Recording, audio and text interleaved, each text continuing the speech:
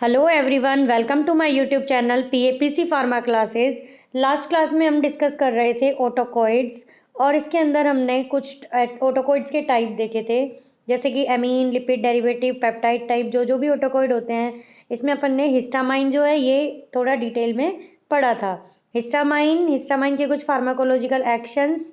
इसके अलावा हिस्टामीन जो है फर्स्ट जनरेशन, हिस्टामाइन जो है फर्स्ट जनरेशन के अंदर भी ये दो टाइप का होता है। हिस्टामाइन जैसे कि जो रिसेप्टार्स है H1, H2, H3, ठीक है।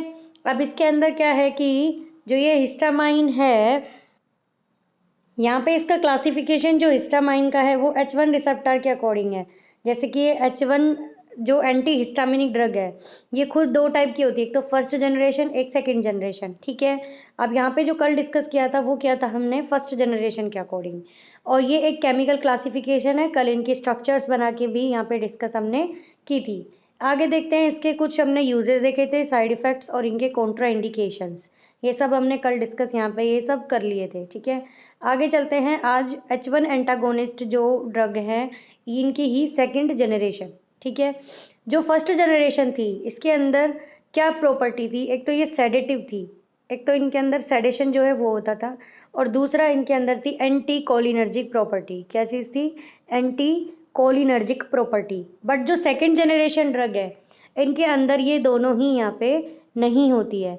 अब जब सेडेटिव एक्टिविटी जब सेकंड जनरेशन में नहीं होगी तो जो साइकोमोटर परफॉर्मेंस है वो अल्टर भी यहाँ पे नहीं होगी, जबकि फर्स्ट जनरेशन के अंदर साइकोमोटर जो है परफॉर्मेंस वो वहाँ पे अल्टर हो रही थी, इसीलिए ड्राइविंग में, मशीनरी ऑपरेशंस में उनको काम में नहीं लेते थे। अब यहाँ पे सेकंड जनरेशन के अंदर जो ड्रग्स हैं वो हैं लोराटिडीन। सबसे पहले लोराटिडीन, जिसका एक मेटाबोलाइट होता है कौन सा? डेसलोराटिडीन, ठीक है। ये एक एंटी हिस्टामिनिक ड्रग है सेकंड जनरेशन। नेक्स्ट है एजालिस्टीन एंड मीजोलास्टीन, ये भी यहाँ पे इसका मेटाबोलाइट है और ये एंटी हिस्टामिनिक ड्रग है। सेट्रिजीन, टर्फिनाडीन, फैक्सोफिनाडीन, टर्फिनाडीन का यहाँ पे फैक्सोफिनाडीन जो है वो मेटाबोलाइट है। और अभी थोड़ी देर पहले मैंने बताया था कि जो सेकंड जनरेशन की ड्रग्स है इनके अंदर सेडेटिव और एंटी कोलिनर्जिक प्रॉपर्टी नहीं होती है, इसीलिए यहाँ पे लिखा है lake of sedative and anti cholinergic property. अब जब सेडेशन नहीं होगा तो साइकोमोटर परफॉर्मेंस जो है वो अल्टर नहीं होगी। Do not alter psychomotor performance. इनके जो यूजेज है वो कहाँ होंगे? जैसे कि सबसे पहले कंजक्टिवाइटिस। कंजक्टिवाइटिस क्या होता है? जो अपनी आई है इस तरीके से, और ये इधर ऐसे, इधर ये आई के इधर ये इधर पिंक कलर की मेम्ब्रेन होती है। कौन सी कलर की? पिंक कलर की। छोटे बच्चे जो होते हैं कई बार छोटी क्लास के अंदर आंखों को फोल्ड करके दिखाते हैं, पिंक कलर की मेम्ब्रेन ऐसे डराते हैं भूत भूत करके, तो वो कुछ नहीं, वो पिंक कलर की मेम्ब्रेन जो है वही वहाँ पे होती है। क्या? कंजक्टिवा। कंजक्टिवा। और जो जिस वर्ड के पीछे आईटिस लग जाए, ITIS, ITIS, इसका मतलब होता है क्या? इन्फ्लामेशन। क्या होता है? इन्फ्लामेशन। तो जो कंजक्टिवा है इसका इन्फ्लामेशन जो हो जाता है उसको बोलते हैं कंजक्टिवाइटिस। इसके अंदर वैसे तो ड्रग आती है सल्फासीटामाइड सोडियम, ठीक है। सल्फासीटामाइड सोडियम जो है वो ड्रग आती है, और इसके साथ ये एंटी हिस्टामिनिक ड्रग भी काम में आती है। एलर्जिक राइनाइटिस, जैसे कि जो हमारी नोज है ये इसके अंदर कुछ इन्फ्लामेशन हो जाए, ठीक है, और फिर नाक से पानी आए, तो उसको बोलते हैं क्या? राइनाइटिस। उसके अंदर भी ये ड्रग काम में आती है। नेक्स्ट है सीजनल एलर्जी, मौसम बदलने के अकॉर्डिंग जो जुकाम वगैरह हो जाती है उनके अंदर भी ये काम में आती है। कंट्रोल रनिंग नोज, नाक बह रही है, रेड हो रही है, आंखें रेड, ईची एंड वाटरी आई इस टाइप की हो रही हैं, तो उनके अंदर भी काम आती है एलर्जिक रिएक्शंस में। अब देखते हैं इनके साइड इफेक्ट्स। साइड इफेक्ट है इबास्टीन, एस्टिमाजोल, टर्फिनाडीन, कार्डियो टॉक्सिसिटी इनका साइड इफेक्ट होता है। जो ये टर्फिनाडीन है इसका एक मेटाबोलाइट होता है फैक्सोफिनाडीन, अपन ने अभी ये रहा इधर पढ़ा था। इसके अंदर जो कार्डियो टॉक्सिसिटी है वो नहीं होती। अब कार्डियो टॉक्सिसिटी यहाँ पे जो भी लिखा है ये कैसे होती है? कार्डियो टॉक्सिसिटी ये क्या है कि जो पोटेशियम चैनल है उनको तो कर देते हैं यहाँ पे ब्लॉक, और यहाँ पे QT इंटरवल जो है वो बढ़ जाता है। क्या बढ़ जाता है? QT interval. अब ये QT इंटरवल क्या होता है? वैसे तो ये काम जो है पूरा QT इंटरवल की डिटेल वो आएगी एंटी अरिथमिक ड्रग्स में, लेकिन यहाँ पे अगर एक जनरल उसके अंदर मैं बताऊँ तो इस तरीके से आपने ECG वेव जो है वो देखी होगी इस तरीके से, ठीक है। यहाँ ये होती है P वेव, ठीक है। ये कौन सी होगी? P, यहाँ पे P वेव। फिर ये Q, इधर R, इधर S, और ये इधर टी वेव।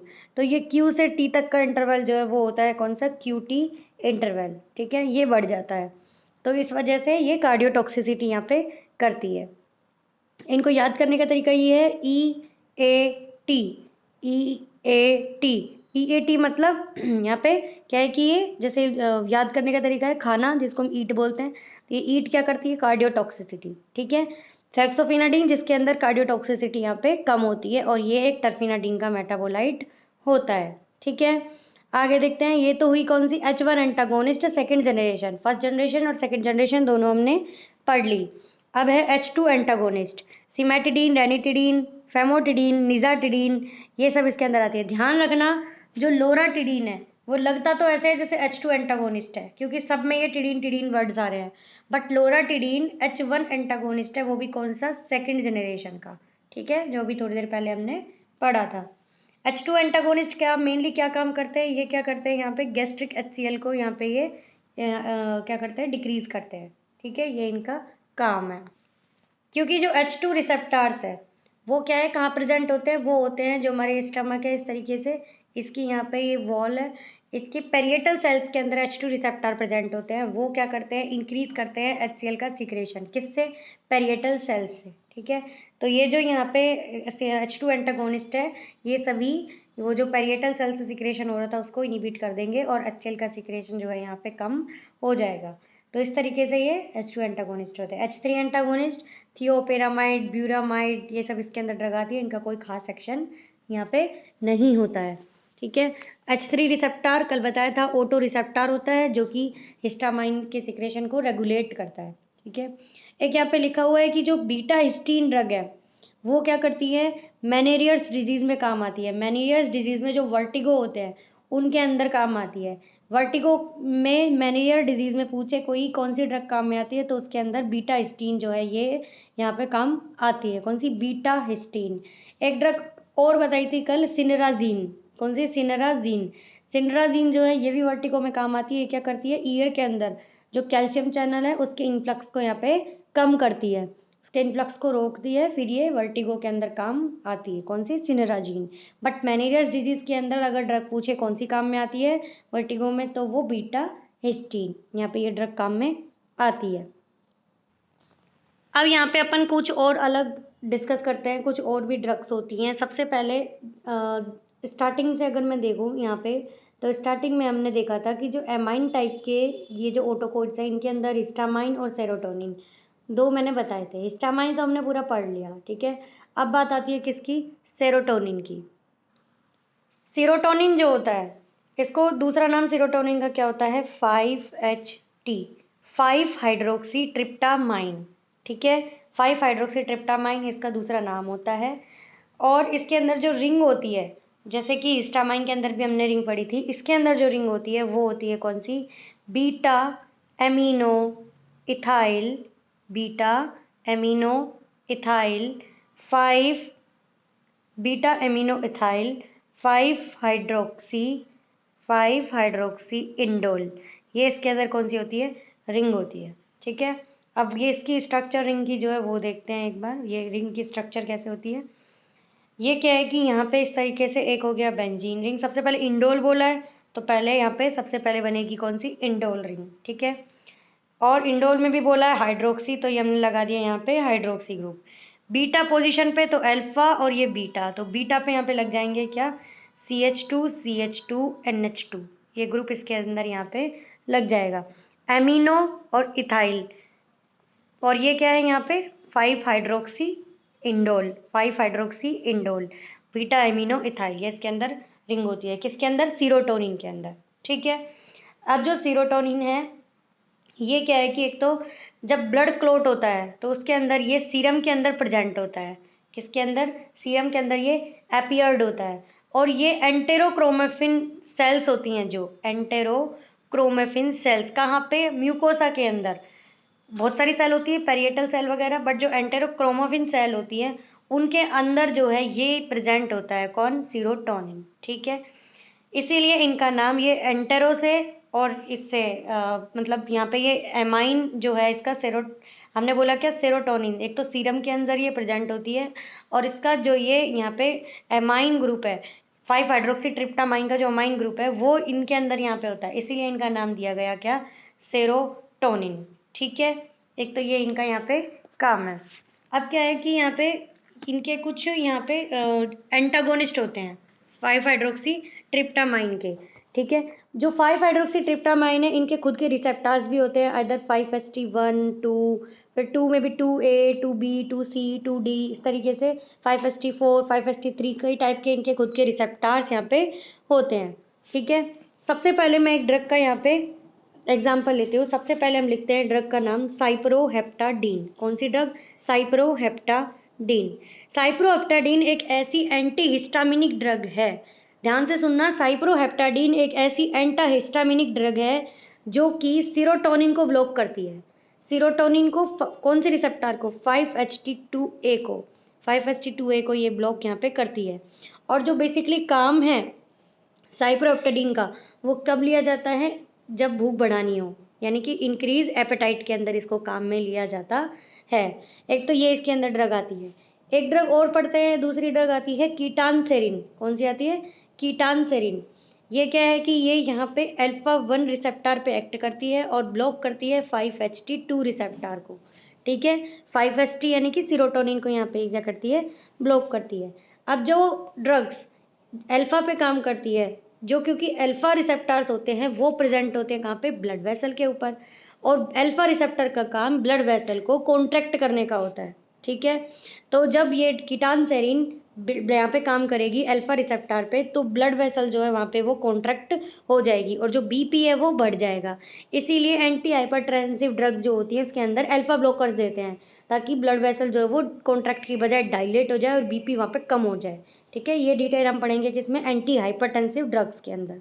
ठीक है, इसके अलावा एक जो डिजीज होती है वेरी इंपॉर्टेंट है, उससे भी क्वेश्चंस आते हैं, कौन सी, माइग्रेन। कौन सी डिजीज होती है, माइग्रेन। माइग्रेन में क्या होता है कि जो आपका हेड है, इस तरीके से मान लो ये हमारे यहाँ पे हेड है और यहाँ पे क्या है, ये हमारे दो कान, इधर इसके क्या है, यहाँ पे ये एक साइड में, या इधर ये वाली साइड और इधर ये वाली साइड, यूनिलेटरल पेन होता है। क्या होता है, यूनिलेटरल पेन होता है माइग्रेन के अंदर। ठीक है, और वो पेन कैसे बढ़ सकता है, वो बढ़ सकता है ज़्यादा शोर शराबे से, यानी कि नॉइस वाली चीज़ों से वो पेन बढ़ता है, या फिर लाइट की प्रेजेंस में वो पेन यहाँ पे बढ़ता है। इसीलिए जो माइग्रेन के पेशेंट होते हैं उनको बोला जाता है ज़्यादा शोर शराबा से दूर रहने का, और जो लाइट है उसकी उससे भी दूर रहने के लिए। ठीक है, माइग्रेन को ट्रीट करने के लिए जो ड्रग काम में ली जाती है वो प्लांट ऑब्टेन ड्रग होती है। एक तो कौन सी, अर्गोटामाइन। कौन सी होती है, अर्गोटामाइन। अर्गोटामाइन का काम क्या होता है, जो क्रैनियल ब्लड वेसल है उसको कॉन्ट्रैक्ट करने का काम होता है, किसका, अर्गोटामाइन का। और आजकल जो अर्गोटामाइन है माइग्रेन के लिए, आजकल अर्गोटामाइन कैफीन के कॉम्बिनेशन में प्रिस्क्राइब की जा रही है, क्योंकि जब हमें सिर दर्द होता है तो हम क्या करते हैं, चाय पीते हैं, कॉफ़ी पीते हैं, और उनके अंदर क्या होती है, कैफीन। तो अर्गोटामाइन कैफीन के साथ में काम में ली जाती है, अकेली कैफीन तो कुछ नहीं कर सकती, इसलिए अर्गोटामाइन जो है यहाँ पे काम में ली जाती है। और कैफीन अर्गोटामाइन के जीआईटी एब्जॉर्प्शन को भी बढ़ाती है। ठीक है, एक ड्रग और होती है, कौन सी, सुमाट्रिप्टान। कौन सी, सुमाट्रिप्टान, राजीट्रिप्टान, ये कुछ यहाँ पे ड्रग्स होती हैं। ठीक है, ये काम आती है किसके अंदर, एक्यूट माइग्रेन के अंदर। किसके अंदर, एक्यूट माइग्रेन के अंदर। और ये किस रिसेप्टर पे काम करती है, 5HT1B या फिर 1D, इनके अंदर ये यहाँ पे काम करती है। एक्यूट माइग्रेन का मतलब क्या हुआ, सडनली बहुत ज़्यादा सीवियर पेन माइग्रेन का हुआ, तो उसके अंदर काम मिलेंगे क्या, सुमाट्रिप्टान, रेजिट्रिप्टान, ये ड्रग्स। एक ड्रग होती है मिथाइल सर्जाइड। कौन सी, मिथाइल सर्जाइड। ये काम आती है क्रोनिक माइग्रेन के अंदर, यानी जो माइग्रेन लंबे टाइम से यहाँ पे चल रहा है उसके अंदर काम आती है। और ये किस रिसेप्टर को ब्लॉक करती है, ये करती है 5HT2A या फिर 2C, ये इनको इस रिसेप्टर को यहाँ पे ब्लॉक करती है। एक ड्रग और, ये कुछ ड्रग जो हैं ये पूछी जाती है अलग से नाम से, इसलिए मैं आपको यहाँ पे बता रही हूँ, फ्लूनारिजीन। कौन सी, फ्लूनारिजीन। ये स्पेशली कैल्शियम चैनल ब्लॉकर होती है जो कि माइग्रेन के अंदर काम में ली जाती है। एक ड्रग जो कई बार क्वेश्चन आता है कि कौन सी बीटा ब्लॉकर ड्रग माइग्रेन के अंदर काम में आती है, तो वो आती है प्रोप्रानोलोल। कौन सी, प्रोप्रानोलोल। आपको ऑप्शन दिया जाएगा, इटानोल, प्रोपेनोल, इस तरीके से, तो उसके अंदर टिक करना है कौन सा, प्रोपेनोल, जो कि माइग्रेन के अंदर काम में ली जाती है। कई पेशेंट्स को माइग्रेन के अंदर क्या है, वोमिटिंग भी होती है, तो वोमिटिंग को रोकने के लिए हम कौन सी ड्रग काम में लेते हैं, एंटीमेटिक। लेकिन specially for migraine antiemetic drug जो काम में ली जाएगी वो ली जाती है मीटोक्लोप्रोमाइड, मीटोक्लोप्रोपामाइड, ये ड्रग यहाँ पे काम में ली जाती है। ये क्या है कि माइग्रेन के अंदर जो वोमिटिंग होती है उसकी ड्रग ऑफ चॉइस है, यानी कि drug of choice for migraine. इसके अंदर जो वोमिटिंग है उसको ट्रीट करने के लिए मीटोक्लोप्रोमाइड जो है ये यहाँ पे काम में ली जाती है। तो इस तरीके से ये यहाँ पे कुछ आपको मैंने सीरोटोनिन की डिटेल भी बता दी, इसके अंदर कौन सी केमिकल रिंग है वो बता दी, और जो माइग्रेन है इसके लिए कुछ क्वेश्चंस आते हैं वो हमने डिस्कस किए, और स्टामाइन यहाँ पे पूरा डिस्कस किया। नेक्स्ट क्लास में नेक्स्ट चैप्टर के साथ मिलते हैं, तब तक के लिए थैंक यू, धन्यवाद, जय हिंद, जय भारत।